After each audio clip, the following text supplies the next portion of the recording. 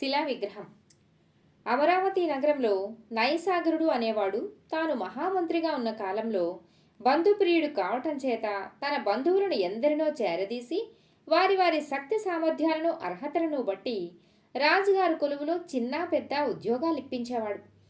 ఉద్యోగ అర్హత లేని వారికి తన ఇంటనే ఏవో పనులు కల్పించి వారిని తానే పోషిస్తూ వచ్చాడు. ఇలా నైసాగరుడు చేరదీసిన వారిలో శ్రీధరుడనే యువకుడు ఉండేవాడు. వాడు చూడటానికి అందంగా ఉండేవాడు. మాట్లాడటం కూడా తెలివిగా మాట్లాడేవాడు. అన్ని విధాలా మంచివాడే కాని శ్రీధరుడికి చదువు సంధ్యలు లేవు. ఏ ఒక్క విద్యలోనూ ప్రావీణ్యం లేదు. మహామంత్రి శ్రీధరుడికి చదువు చెప్పిద్దామని, ఏదైనా ఒక విద్య నేర్పిద్దామని ప్రయత్నించాడు. కానీ శ్రీధరుడు అలాంటి వాటిల్లో కొంచెం కూడా ఆసక్తి కనబరచలేదు.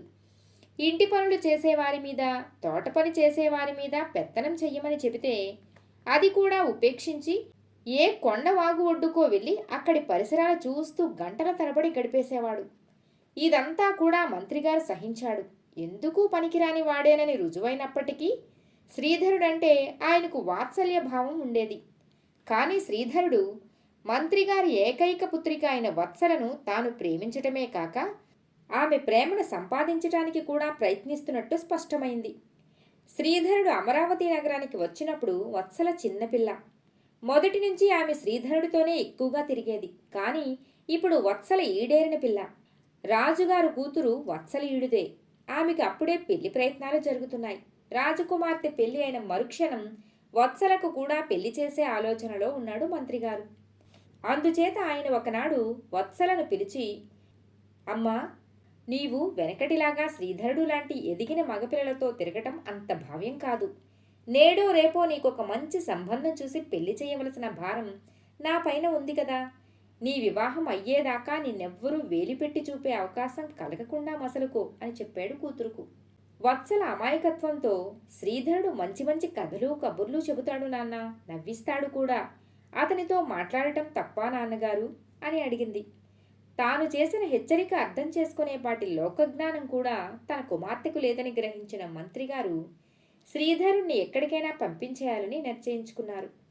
ఆయన ఆ కుర్రవాణ్ణి పిలిచి, నాయనా, నీవిక్కడ సుఖంగా ఉండటం నాకిష్టమే కానీ ఇక్కడ ఏమీ నేర్చుకోకుండా నీ జీవితమంతా నిరుపయోగం అవుతోంది. అందుచేత నీకు పుష్కలంగా ధనమిస్తాను. ఎక్కడికైనా వెళ్ళి నీకు నచ్చిన బ్రతుకు తెరువు నేర్చుకుని గొప్పవాడివై తిరిగిరా అని చెప్పాడు.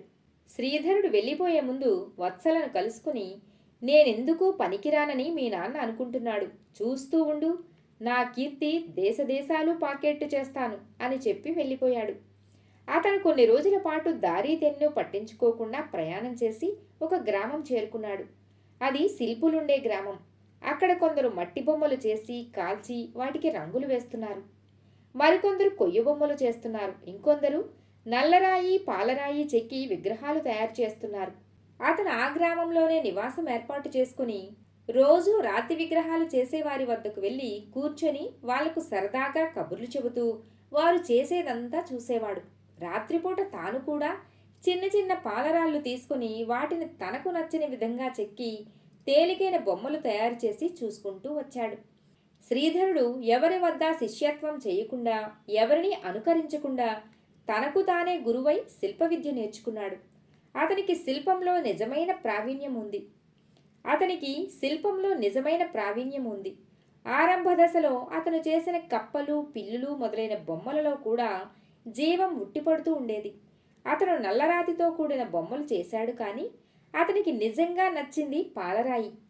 పాలరాయి తాను చెప్పినట్టు నలుగుతుందన్న ధైర్యం తోచినప్పుడు అతను పెద్ద పాలరాయి ఒకటి కొని వాటితో ఒక స్త్రీ విగ్రహం మూరెడు ఎత్తున్నది తయారు చేశాడు.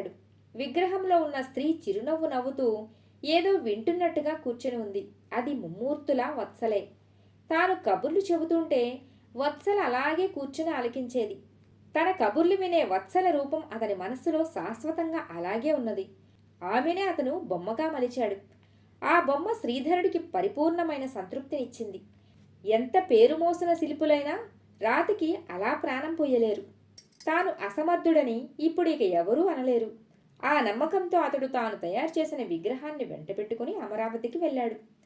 శ్రీధరుడు తిరిగి వచ్చినందుకు అందరికన్నా మంత్రి హెచ్చుగా సంతోషించాడు. ఎందుకంటే తానే వాణ్ణి వెళ్ళగొట్టానన్న భావం ఆయన్ను బాధించేది. శ్రీధరుడు తిరిగి రావటమే గాక ఒక అపూర్వమైన శిల్పాన్ని తెచ్చాడని తెలిసి ఆయన మరింత సంతోషించాడు. శ్రీధరుడు తాను తెచ్చిన రాతి బొమ్మను ఒక బల్ల మీద పెట్టి అందరినీ చూడమన్నాడు. అది శ్రీధరుడే చేశాడని మొదట మంత్రిగారు నమ్మనేలేదు. కానీ ఇంతలో ఎవరో ఇది అచ్చు మన వత్సలే అన్నారు. దానితో బొమ్మ చేసినవాడు శ్రీధరుడేనని రుజువయింది. సరిగా ఆ సమయానికే రాజకుమార్తె వివాహం జరిగింది. మంత్రిగారు పెళ్లి కూతురికి శ్రీధరుడి విగ్రహం కానుకగా ఇచ్చాడు. దాన్ని చూసి అందరూ మెచ్చుకున్నారు. ఈ విధంగా శ్రీధరుడి కీర్తి రాజభవనంలోకి పాకింది. అయినప్పటికీ శ్రీధరుడు వత్సలను పెళ్లి చేసుకునే అవకాశం ఏమీ పెరగలేదు.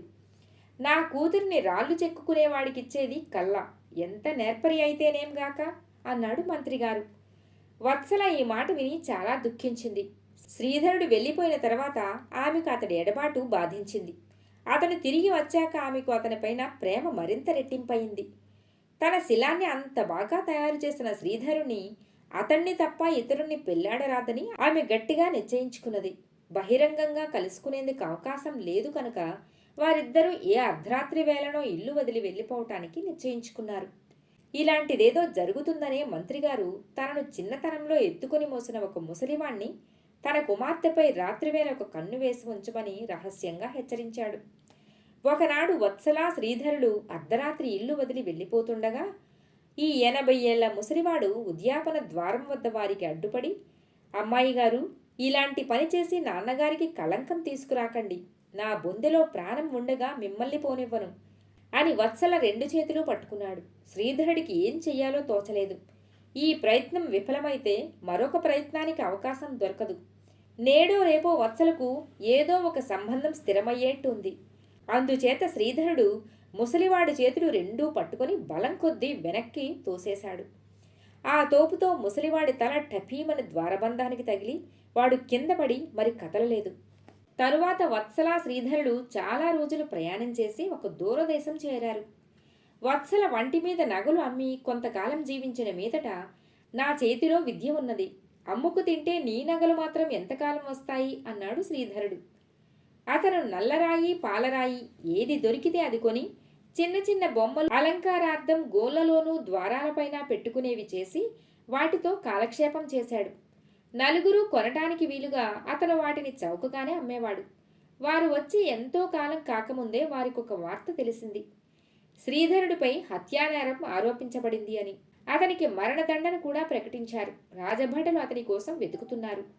ఈ వార్త తెలియగానే శ్రీధరుడు వత్సలతో సహా దక్షిణ దేశానికి బయలుదేరాడు. వత్సల గర్భవతి. ప్రయాణం చాలా నింపాదిగా చెయ్యవలసి వచ్చింది. ఎన్నో శ్రమలు పడి 3 మాసాల అనంతరం వారొక పెద్ద నగరం చేరుకున్నారు. ఇక్కడ మనని ఎవరూ తెలుసుకోలేరు. పూర్వంలాగా నా విద్యకు ఇక మరుగుపరుచుకోనవసరం లేదు అన్నాడు శ్రీధరుడు. ఇక్కడ అతనికి జీవితం సుఖంగానే ఉంది. అయితే అతనికి పాలరాయి బహు అరుదుగా దొరికేది. అందుచేత దొరికిన రాళ్లతోనే విగ్రహాలు చేసి మంచి శిల్పి అని పేరు తెచ్చుకున్నాడు. వత్సల మగబిడ్డను ప్రసవించింది. ఆమె సుఖానికి ఇప్పుడే లోటు లేదు. తన కొడుక్కు ఒక్కొక్క నెలే గడిచిన కొద్దీ ఆమెకు ఆనందం హద్దుమీరి ప్రవహిస్తున్నది. ఈ సమయంలో శ్రీధరుడు ఒక పాలరాయి సంపాదించి దానితో తన భార్యాబిడ్డల విగ్రహం తయారు చేశాడు. బిడ్డను చేతిలో పట్టుకుని వాడితో పాటు తాను కూడా నవ్వుతున్న వత్సల విగ్రహం అవతరించింది. విగ్రహం పూర్తి అయ్యేదాకా అతను దాన్ని వత్సలకు చూపలేదు. తీరా చూశాక ఆమెకు సంతోషంతో పాటు భయం కూడా పట్టుకుంది. దాన్ని ఎవరైనా చూస్తే మారుపేరుతో బ్రతుకుతున్న శ్రీధరుని తెలుసుకుంటారు. అందుచేత ఆమె ఆ విగ్రహాన్ని అటక మీద దాచేసింది. ఒకరోజు శ్రీధరుడి దుకాణానికి ఒక ఉత్తర దేశస్థుడు వచ్చాడు. అతడు శ్రీధరుడి శిల్పాలన్నీ ఎంతో పరీక్షగా చూసి, మా ఉత్తర దేశపు శిల్పాలకివి ఏమాత్రం చాలవు అన్నాడు. శ్రీధరుడికి రోషం వచ్చి లోపలికి వెళ్ళి అటక మీద ఉన్న బొమ్మ తెచ్చి, మీ ఉత్తర దేశంలో ఇంతకన్నా సజీవంగా విగ్రహాలు చెక్కుతారా అని అడిగాడు. అద్భుతం, దీన్ని ఎంతకు అమ్ముతారు అన్నాడు ఉత్తర దేశస్థుడు. తన ఎత్తు ధనం పోసినా దాన్ని అమ్మనన్నాడు శ్రీధరుడు. ఉత్తర దేశస్థుడు వెళ్ళిపోయాడు. మరి కొంచెం సేపటికి అతను కొందరు భటులతో తిరిగి వచ్చి, ఇతడే హంతకుడు శ్రీధరుడు, ఇతన్ని పట్టుకొని అమరావతికి తీసుకుపోండి అన్నాడు. అతను శ్రీధరుడికి రాజుగారి ఫర్మానా చూపి, నేను నిన్ను గుర్తించలేదు గాని విగ్రహంలో ఉన్న మంత్రిగారి కుమార్తె పోలికలు గుర్తించాను అన్నాడు. అప్పుడు శ్రీధరుడు, నేను మీ వెంట రావటానికి సిద్ధంగానే ఉన్నాను. నా భార్యతో సామాన్లు సర్దుకొని 2 గడియలలో సిద్ధమవుతాను అంటూ శ్రీధరుడు లోపలికి వెళ్ళాడు. అతను భార్యకు శాశ్వతంగా వీడ్కోలు చెప్పి దొడ్డిదారిన ఎటో పారిపోయాడు. అతని జాడ మరి తెలియరాలేదు. రాజోద్యోగి వెంట వత్సల తన కొడుకుతో సహా తండ్రి ఇంటికి వచ్చేసింది. ఆమె యావజ్జీవము అక్కడే ఉండిపోయింది. మంత్రిగారి గృహంలో మధ్య బల్ల మీద పెట్టి ఉన్న విగ్రహాన్ని అందరూ ఆశ్చర్యంతో చూసి ఆనందించేవారు. దాన్ని చేసింది నా అల్లుడే, గొప్ప శిల్పి అని మంత్రి అనేవాడు. తన వల్లే తన అల్లుడు తనకి కాకుండా పోయాడని, తనకు తన కూతురికి దుఃఖాన్ని మిగిల్చాడని ఆ మంత్రి జీవితాంతం బాధపడ్డాడు. తన వలనే తన కూతురు జీవితం నాశనమయ్యిందనే దిగులుతో మంత్రి జీవితం అంతా బాధపడుతూ ఉన్నాడు. కథ సమాప్తం. మిత్రులారా, మరొక కథతో మళ్ళీ కలుద్దాం.